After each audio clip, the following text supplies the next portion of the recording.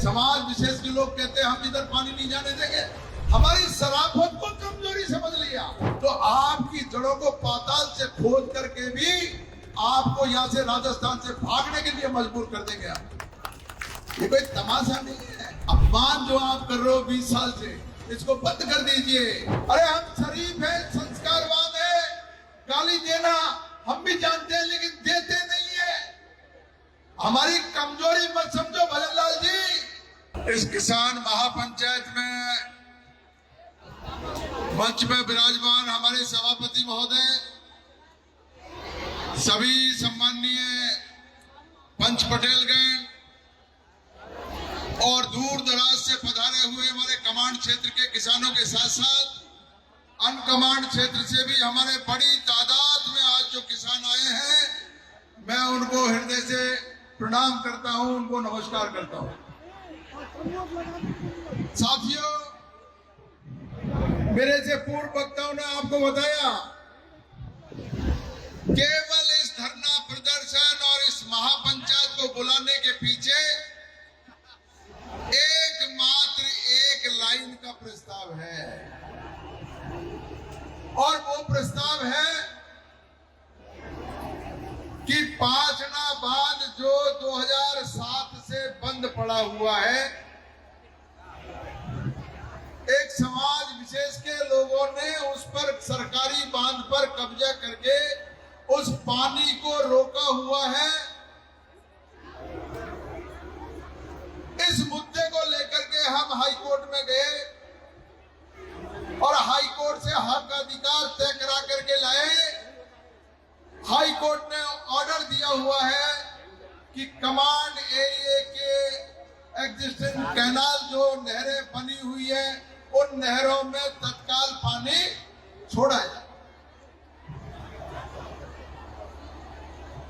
बार बार सरकार के प्रतिनिधि आ रहे हैं, आज भी कलेक्टर एसपी आए, उनसे भी हमने एक ही बात कही थी, भाई हमारी कोई मांग नहीं है, कोई नया बांध, नया हाईवे, कोई नई नहरें हम नहीं मांग रहे हैं आपसे।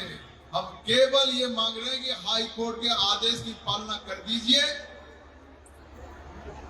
और हमारे 20 साल से जो कमांड एरिया के किसानों की दुर्दशा जो सरकार ने कर रखी है, इसको समाप्त कर दीजिए। हाई कोर्ट ने न्याय करके आपको कागज दे दिया, आदेश दे दिया। अब इस आदेश को मानने की जिम्मेदारी, इसको लागू कराने की जिम्मेदारी आदरणीय भजनलाल जी आपकी है, आपकी सरकार की है। लेकिन ये 12 दिन हो गए, 12वां दिन है आज। इस सरकार के कान पे जू नहीं रेंग रही है, आपको कमजोर समझ रही है ये सरकार, क्योंकि हमने कभी सरकारों को मजबूर करना नहीं सीखा। सरकारों के सामने हमने हमारी बातें उठा करके और मनवाना नहीं सीखा। लेकिन आज मुझे खुशी है इस बात की, मेरी जो मातृशक्ति है, जिस तादाद में घर की दहलीज से बाहर निकल करके आई है, अब इनकी आवाज को इस राजस्थान में कोई दबा नहीं सकता। मैं ये गारंटी के साथ कहता हूं। आप सब लोग जिस बड़ी तादाद में इसमें धीरे धीरे धीरे धीरे जो कारवा बढ़ता जा रहा है, आज हमारा भैंसवा गांव और राजौली दोनों जिस उत्साह और उमंग के साथ आए हैं, उन्होंने आज जो हमारा मनोबल बढ़ाया है। भैंसवा से मेरा वैसे भी मेरा खून का रिश्ता है, मेरे भाई है वो।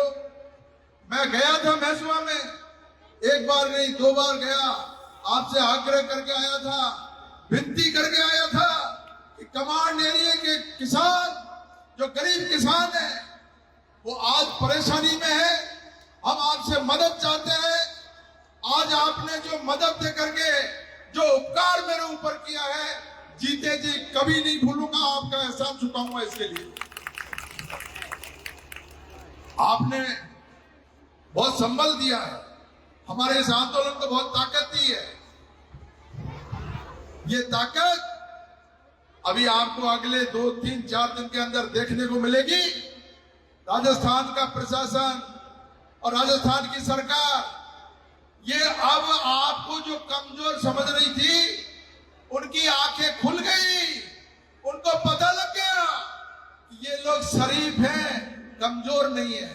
हमारी शराफत को कमजोरी समझ लिया। अरे हम शरीफ हैं, संस्कारवान हैं, गाली देना हम भी जानते हैं, लेकिन देते नहीं है। हमारी कमजोरी मत समझो भजनलाल जी। अगर हम लोगों ने तय कर लिया और आपकी यही हठधर्मिता रही, तो आपकी जड़ों को पाताल से खोद करके भी आपको यहां से राजस्थान से भागने के लिए मजबूर कर देंगे। ये कोई तमाशा नहीं है। आप ये 44-45 डिग्री तापमान पर ये हमारे किसानों की परीक्षा लेना चाहते हो? ये किसान और ये मातृशक्ति ये पीछे हटने वाली नहीं है। हमारा ये धरना प्रदर्शन आंदोलन जब तक कमांड एरिया के नहरों में पानी नहीं आएगा, जब तक कमांड एरिया की नहरों में 5 बांध का पानी नहीं आएगा, चाहे ये धरना 6 महीने चले, चाहे 12 महीने चले, चाहे 12 साल चले, हम इसको खत्म नहीं होने देंगे। ये सरकार अच्छी तरह समझ ले, जो मुद्दा हमने हाथ में लिया उस मुद्दे का समाधान आपको करना पड़ेगा। पांचना बांध पे अगर उससे कोई पानी मांग रहा है, हमारा कोई विरोध नहीं है उससे। हमने कभी 20 साल में उन लोगों का विरोध नहीं किया जो पानी मांग रहे हैं, चाहे नदी क्षेत्र हो, चाहे बांध क्षेत्र हो। हम केवल और केवल चाहते हैं कि हमारा जो हक का पानी है कमांड क्षेत्र का, उसको आप खोलिए। अगर वो भाई किसान अगर नदी क्षेत्र की बात करते हैं, बांध क्षेत्र की बात करते हैं, सरकार से लड़ाई लड़ते हैं, हमारे सहयोग की जरूरत है, तो निश्चित रूप से इस मंच के माध्यम से हर वक्त कह रहा है। मेरे से पहले जिन लोगों ने भी भाषण दिया उन सब ने कहा है हम आपकी मदद करने के लिए तैयार है, आपका सहयोग करने के लिए तैयार है। किसान किसान होता है, किसान की कोई जाति नहीं होती है।